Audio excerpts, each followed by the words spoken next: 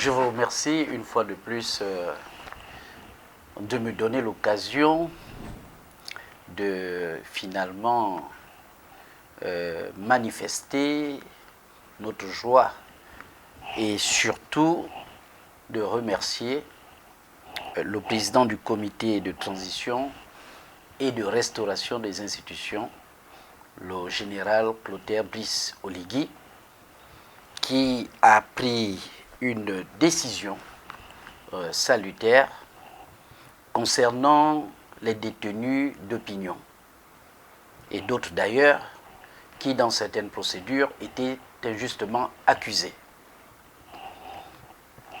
Nous avons donc été très heureux d'avoir constaté et obtenu la libération de M. Yama Jean Remy, qui séjournait déjà à la maison d'arrêt de Libreville depuis près de 18 mois, quasiment 2 ans, sur des accusations curieuses de détournement de deniers publics, lesquelles jusque-là n'avaient pas été prouvées. Malgré tout l'acharnement des avocats à obtenir la libération de M. Yama, nos procédures étaient inaudibles à la partie adverse. Je salue la témérité de mon confrère aîné, Maître Mbéi Boal, qui était également dans la procédure et avec qui nous avons tenté d'échafauder des procédures pour permettre à notre client d'être libéré. Toutes les libertés provisoires étaient systématiquement rejetées. La dernière procédure en date, c'était une procédure devant la chambre d'accusation où nous réclamions encore la liberté d'office.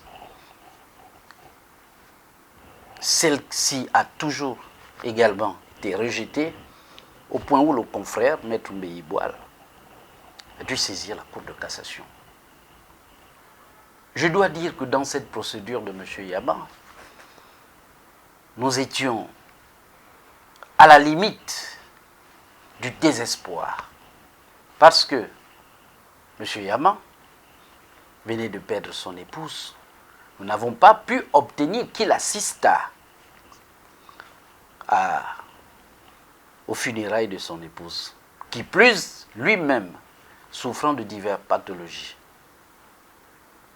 des problèmes d'apnée du sommeil, des problèmes de tension, des problèmes cardiaques, tout un tas de difficultés médicales que nous avons à chaque fois énumérées dans nos différentes demandes afin qu'il puisse bénéficier du moins de la liberté d'aller se faire soigner. Tout ceci avait été systématiquement rejeté. Mais disons-le, la vérité n'a pas de tombe. Et même pour nous les avocats, habitués des procédures ardues, nous avons été à un moment dans le doute de voir l'issue positive de ces procédures. C'est pour dire que solennellement, nous remercions le président Oligui Nguema d'avoir pesé de tout son poids et d'avoir donné des instructions pour que ces personnes soient immédiatement libérées. Je renvoie également mes remerciements à monsieur le procureur de la République qui très tôt, et de manière suffisamment urgente, m'a appelé pour me demander d'adresser rapidement des procédures devant les juges qui avaient ces dossiers afin que des décisions soient rendues immédiatement ordonnant la liberté des personnes incarcérées. Du point de vue de la loi, j'en ai des larmes aux yeux. Parce que M. Yama, accusé de détournement, l'article 141, formulé comme il est rédigé, M. Yama ne pouvait pas être inquiété ni impliqué. Président d'un organisme syndical qu'on appelle la dynamique unitaire, qui est une confédération de plusieurs syndicats. C'était un organisme privé. Le projet de la viabilisation de l'îlot d'Angoundji, ayant vu intervenir à l'époque plusieurs autorités, le ministère de l'Enseignement supérieur, diverses administrations publiques, du budget, des marchés publics et autres, et une convention, un protocole d'accord signé avec les organismes des enseignants et chercheurs dans la perspective pertinente de pouvoir obtenir la viabilisation d'un site qui avait été attribué aux enseignants. Que vient faire un détournement de deniers publics dans cette affaire? Et je pourrais, pour être plus précis, revenir sur l'intitulé de cette disposition de l'article 141. Et tout le monde peut acheter le code pénal. Tout le monde peut acheter le code pénal et regarder. Et qu'est-ce qu'il nous dit?